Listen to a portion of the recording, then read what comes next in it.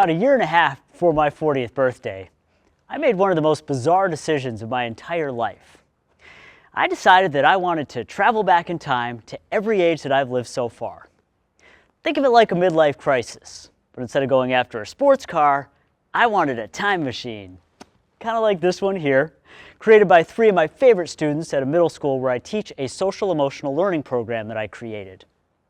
So why exactly did I want to hop in a time machine and travel back to my younger years? Well, I was at a meditation workshop in Southern California where I had a very clear vision of myself at age 12. It's like he was right there in front of me. Now, I was excited to see this younger version of myself, but the feeling clearly was not mutual. Because what I saw in this kid staring back at me was pain and sadness. Now, at first I thought he was just disappointed to see how much hair loss was in his future. But then I remembered how poorly I treated that kid. I remembered my negative inner voice. I'm not good enough, I'm not smart enough, I'm not tall enough, and those words that you never want to hear from a child, I hate myself. I felt sick to my stomach, remembering all that self-hate. And I think the reason that it hit so hard was because I realized that self-hate had never actually gone away. As a 12-year-old middle schooler, I never talked about it.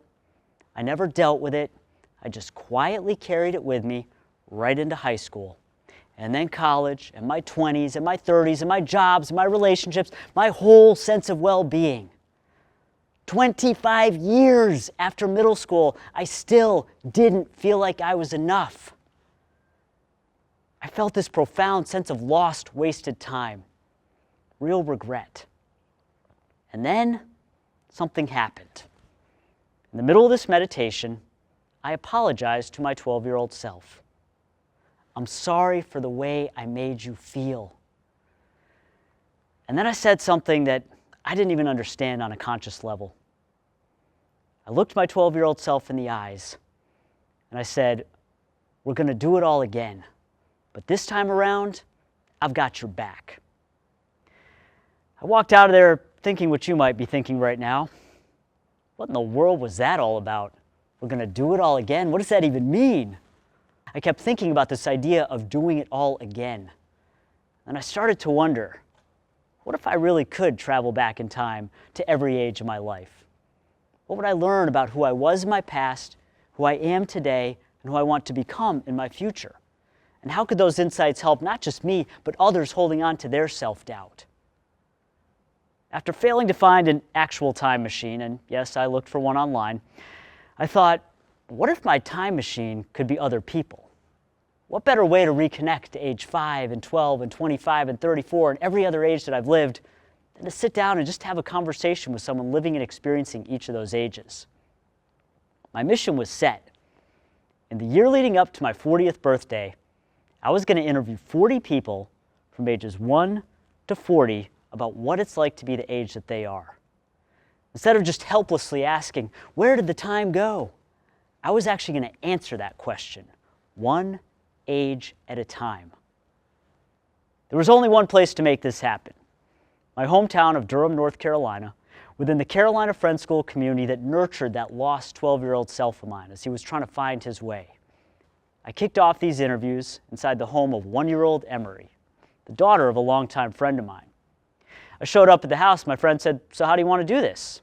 I was like, I don't know. How does your 1-year-old normally do her interviews? Can she even talk? I kind of stumbled across the starting line there, but we eventually found a corner of the kitchen where we pulled together these 2 tiny wooden chairs. I squatted down in my chair, she climbed up into hers, and what I saw in this 1-year-old was wonder, this fascination with sights and sounds and tastes and textures. And even though she just got up and walked out on me 12 minutes into the interview, rude, it was clear that there was some magic to this idea of seeing the world through younger perspectives. In the 4th interview with a 4-year-old boy named Davey, I was just melting at the joy and silliness and kindness of this kid. Toward the end of the interview, after he told me he could eat a million zillion waffles, I asked him, so what advice do you have for me as I turn 40? This little 4-year-old boy looked at me and he says, "I like you." At first I thought it was just a sweet, childish misunderstanding of my question, but he was the wise one. On this quest for self-compassion, Davy's words were exactly what I needed to hear from a younger version of myself. In the age 6 interview with this adorable little first grader, she was telling me about this secret hidden nest that no one knew about. When I asked her if she could show it to me, she walked me to the middle of the playground, pointed to this old beat-up tire laying flat on the ground. This jaded adult voice in my head is thinking, "That's it? That's the secret hidden nest?" And then I saw this little 6-year-old and her friends sit inside of the tire. And the 6-year-old inside of me woke up. And I saw the magic that she saw. Those first 9 or 10 interviews showed me that the secret to a happy life pretty much exists within our early childhood qualities. Imagination, creativity, curiosity, playfulness, kindness. How much of the world's conflict would just melt away if we all became our 4-year-old selves again. I did not want to leave that phase of the project. But just like real life, these interviews carried on. And next came the shift. It's a few days later, Monday afternoon, and I'm slowly walking toward the front doors of the middle school that I attended 25 years earlier. My heart is pounding, my stomach is churning. It's like my first day of middle school all over again. And all those feelings of anxiety and insecurity and self-doubt are just flooding back. And I don't like it. I spent the past 25 years working very hard to bury these feelings and pretend they don't exist. I don't want to walk back in the building where I was the shortest, scrawniest kid in my class. I resisted the temptation to run away into the surrounding woods, pulled myself together, and walked through those doors to start the next interview with an 11-year-old 6th grader. He had brown hair, brown eyes, baby face, sensitive personality. It was me at age 11. And this kid is telling me about the stress of homework and kids teasing each other and his crush turning him down. And all this is happening inside a classroom where I was once a student, inside the same middle school where I experienced my first heartache from my crush turning me down. I felt like I should have some profound piece of advice for this kid, but I was just right there alongside him, reliving it all.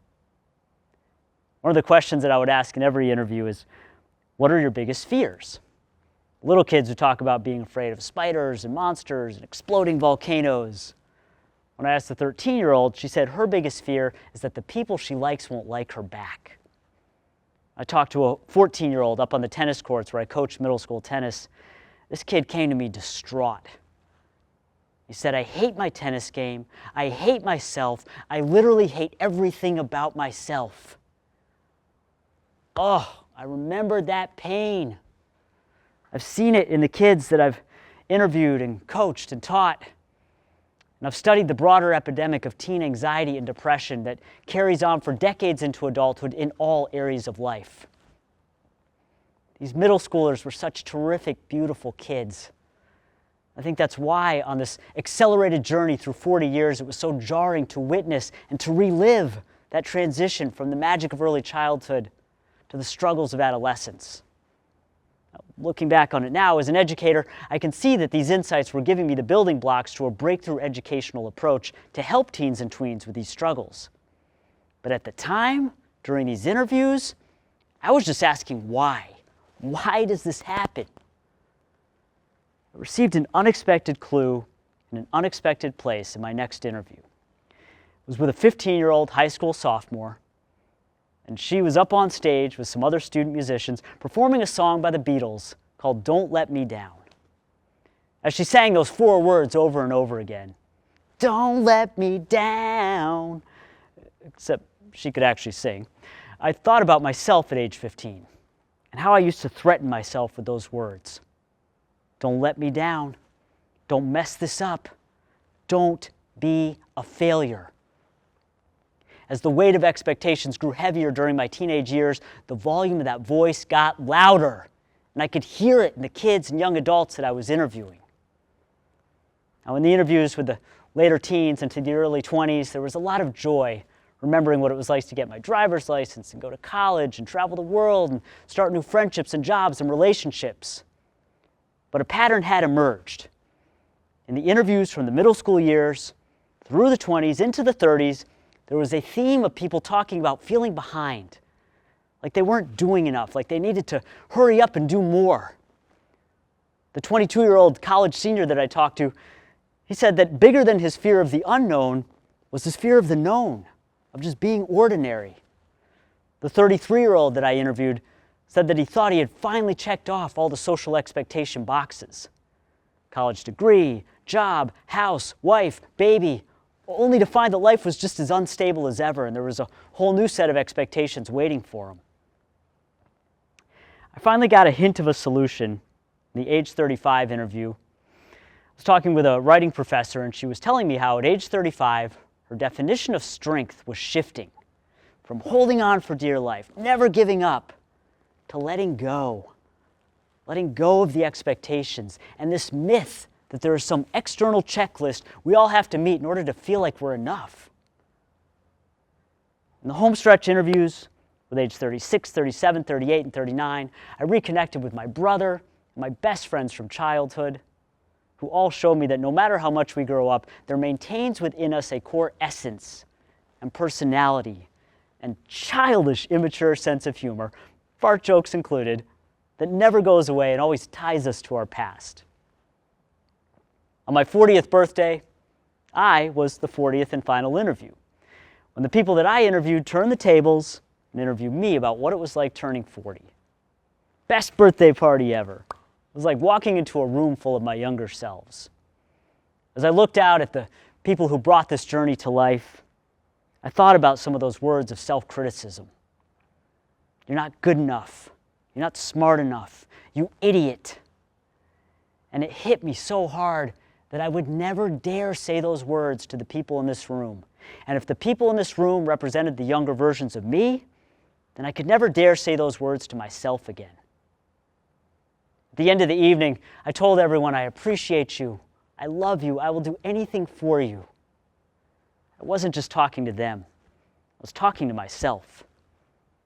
I was finally treating myself like a friend and a loved one, telling myself the brilliant words of 4-year-old Davy. I like you. I walked out of that 40th birthday party reflecting on the past year of interviews, and what I saw was an unconventional path to self-compassion. It was this different way of looking at myself that gave me such a deeper understanding of my past, my present, and my future, my whole self. So I started thinking, what if I could do this for middle schoolers who are at the heart of that transition from the magic of early childhood to the struggles of adolescence that carry decades into adulthood? When the brainstorming dust settled, what I came up with was a social emotional learning program designed to give middle schoolers a break from the weight of being a middle schooler by guiding them on a journey through their own past, present, and future in a way that could transform their self-doubt into self-love and turn the light back on inside of them. I called the program Time Travel Journeys because, let's face it, when you're a middle schooler, time travel is way cooler than social emotional self-development. I pitched it to the middle school that I went to, and I was ecstatic to find out they were going to hire me to teach this as an elective class and eventually as a workshop and a summer camp and a full curriculum that I now train other teachers to deliver to their students. Every time travel journey starts with one of these. Each student designs their own time machine that inspires them to explore the best of who they were when they were younger, who they want to become when they're older, and how those discoveries can help them today. One middle schooler who was reflecting and journaling on his past said, "If I was more like my preschool self, I guess I wouldn't worry so much about what other people think." Another middle schooler who was interviewing a college student about what it's like to be in college asked the question, "So what do you do for food on campus?" The college student said, "I go to the dining hall, eat sandwiches, mashed potatoes." This middle schooler's eyes lit up. "I love mashed potatoes," she said. "Can you get seconds?" The college student said, "You can get thirds." In an instant, this middle schooler's anxiety for the future turned into extreme excitement for mashed potatoes, bottomless mashed potatoes. When the kids come back to the present time, they are transformed. As one middle schooler so eloquently said, this project has given me a clear understanding of what makes me who I am, and finally I have a glimpse of who I want to become.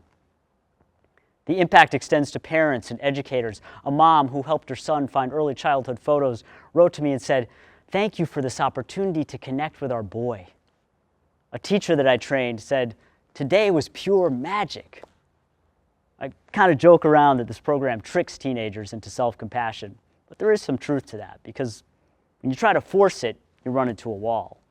But when middle schoolers appreciate their past and get excited about their future, it naturally uplifts their present sense of self. And I think that's the case for all of us at any age. I think it starts with us, the adults, strengthening that relationship with our own past, present, and future selves so we can be better role models for the young people in our lives. My mission moving forward is to implement this program into schools and organizations across the planet. Why? Because I cannot tolerate another 12-year-old waiting 25 years to start appreciating and loving him or herself. What this journey, this time travel method, has given me and what it's now giving others is the strength to let go of that voice of self-doubt and to look in the mirror and say those simple but powerful words.